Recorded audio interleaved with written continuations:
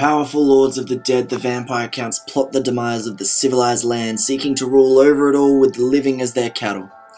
More powerful than any mortal, the vampire counts are amazingly fast, cruel and brutal in their assault upon their unlucky enemies. Hordes of shambling zombies and skeletons, howling direwolves and terrifying black coaches, and other terrors of the night are at the disposal of the vampire counts player.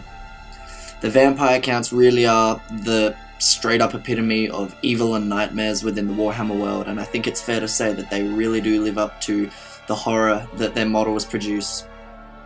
So the vampire counts basically pay with big fat blocks of slowly advancing zombies and skeletons and ghouls, etc. that tar pit your opponent and allow your awesome characters and rare choices to smash through the traditional hammer and anvil list. Amazing magic is also heavily required within the vampire counts and really allow for a truly unique and inspiring list to play. So what are some of the advantages that the vampire counts book offers?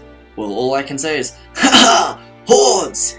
Everyone has jumped onto the Horde bandwagon in 8th edition, which means the most overpowered spell of any laws is the vampire counts. Curse of Ages. The first couple of games that I saw this spell destroyed armies, man. I'm not talking about a regiment, I mean armies. The new Remains in Play rules allow you to cast it and keep casting other spells. Only one curse per vampire, but now they can cast it and keep going.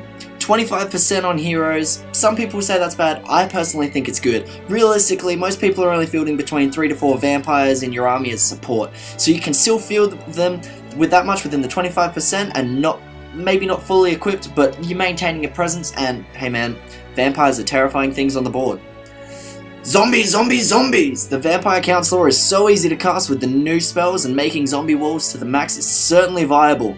The new rules also allow you to fight with 3 ranks that using supporting attacks, and they always get attacks back since you always take models off the back now. This means my crappy zombies can take the swings at the enemy. Plus, if they are in a horde, like they should be as zombies, you can potentially get 30 attacks back. Vampires can run supporting characters with tricks like the Helm, granting weapon skill 6, 7 or even 10 to a unit that makes a big difference, and we can still raise the unit's losses.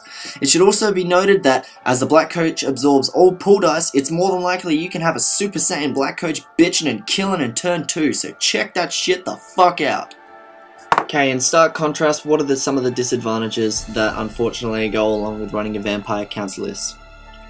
No matter how many points you'll play, you're going to get 2d6 power dice plus a 1 in 6 chance of getting an extra power dice thanks to channeling per wizard.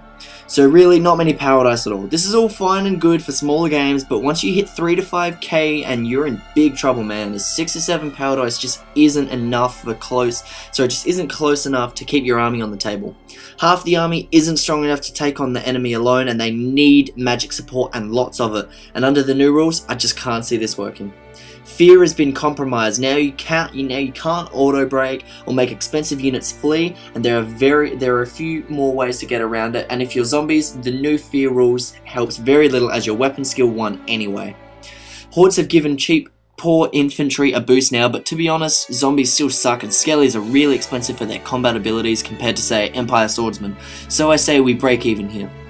Now, everything is a massive increase to offensive capability with comparably small increases to defense. Your army will drop faster, and, as aforementioned, raising it back is less effective. This means the Vampire Counts army will actually die rather quickly compared to the last edition Vampire Counts. Always had more fragile troops to balance the potential of bringing them back.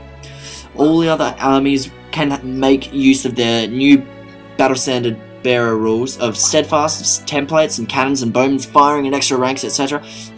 Vampire Counts kinda can't. Last thing is, yes, the core is extremely overpriced, and now with Fear being forgettably worthless.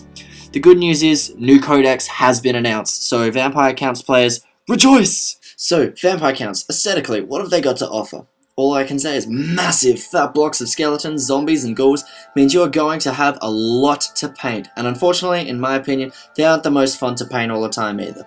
However, some of the Vampire Counts heroes models are absolutely amazing looking. Plus there's other amazing minis such as the Black Coach, the Corpse Cart and Blood Knights, which are pretty practical on the table, so you definitely have a few around.